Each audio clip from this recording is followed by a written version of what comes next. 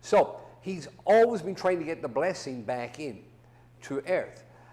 He and then covenanted with an individual called Abraham, and in part of the covenant with Abraham was to bring the blessing. It says, now the Lord said unto Abraham, get thee out of thy country and from thy kindred and from thy father's house unto a land that I will show thee, and I will make of thee a great nation. And here we go again. And I will bless thee. That's not the same as what I had for Adam, but we'll work a covenant scenario that I will bring my presence, I will bring my favor, and I will release my resources on your behalf.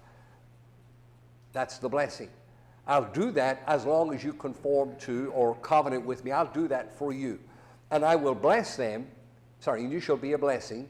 And I will bless them that bless thee. I'll curse those that curse thee. And in thee, and because of thee, and through thee, shall all the families of the earth be blessed. The focus is the blessing. That's all he's trying to do. Trying to get it back into the earth, because that's what man is missing, is the blessing.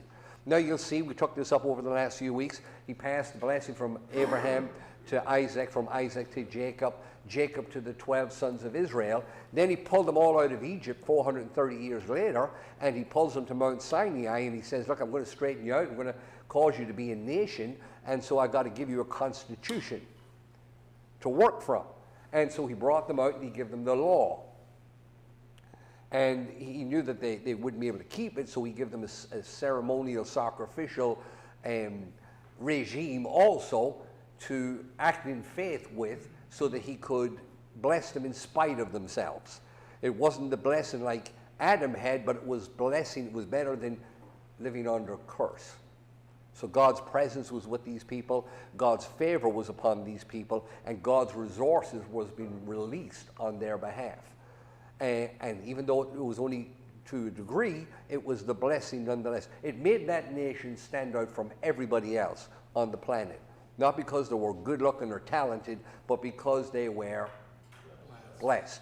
God, through Moses, said this to them, and it shall come to pass, he's talking to the whole nation, if you will diligently comply with the rules or the regulations of the constitution that I'm about to give you, and the voice of the Lord your God, you observe to do all that I command you this day, that the Lord your God will set you high above all other nations. It'll exalt you. The blessing promotes, it exalts you above everybody else around you.